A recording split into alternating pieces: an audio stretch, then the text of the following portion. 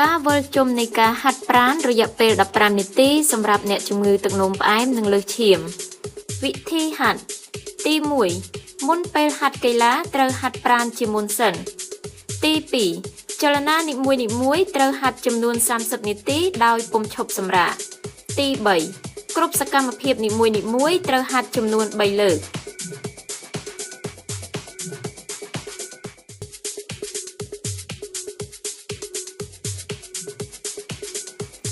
លោតតិចនៅមួយកន្លែងដោយដៃនិងជើងសំយងចុះក្រោម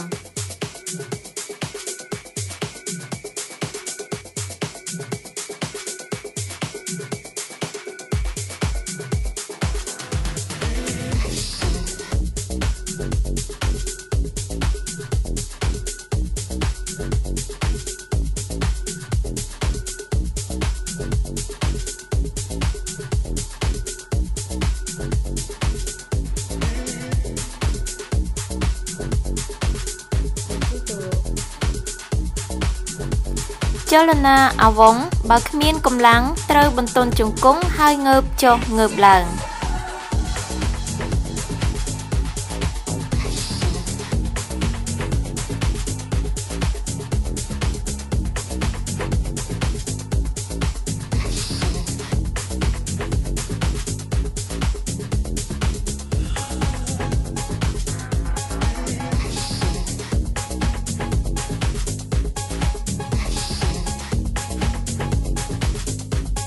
ការរត់នៅមួយកន្លែងគឺជាចលនានៃការរត់សាប់យ៉ាងលឿននៅកន្លែងដដែលឲ្យបាន30វិនាទី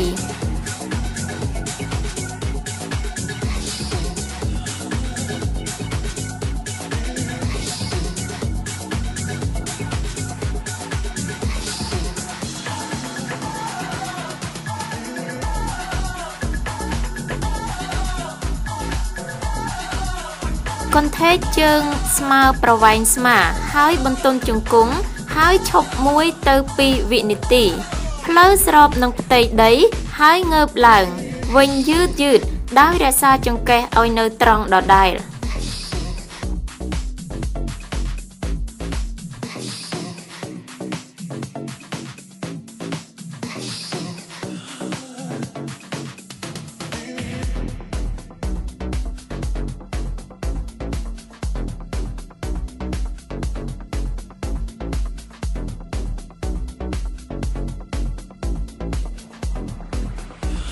លើកជើងខ្ពស់នៅមួយកន្លែងពេលលើកជើងត្រូវប្រឹងលើកឲ្យខ្ពស់ដោយផ្លូវជិតប៉ះទៅនឹងដើមទ្រូង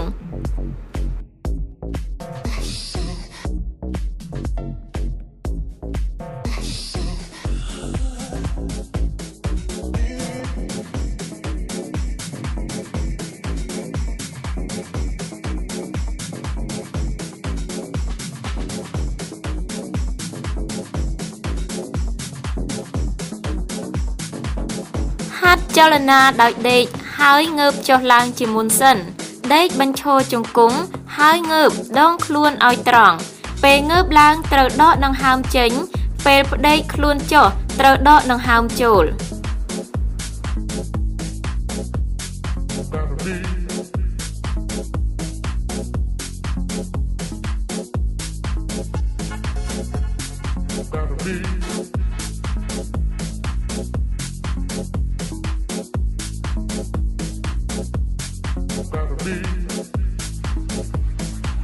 ត្រៀមជើងម៉ាទុកសម្រាប់ហាត់ជើងម្ខាងជាន់លើជើងម៉ាហើយលោតផ្លាស់ជើងគ្នាជាន់ជើងម៉ាម្ដងមួយ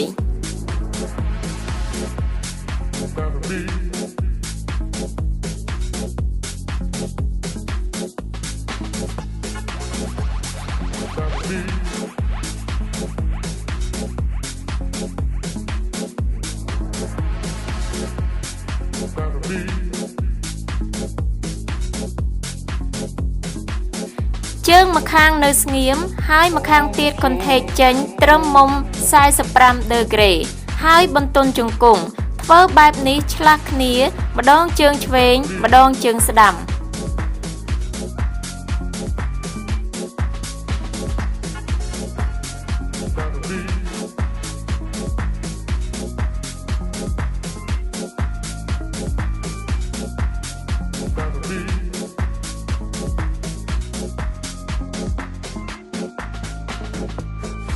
កន្ថេកជើងប៉ុនចន្លោះស្មាលោតឥតឈប់30វិនាទី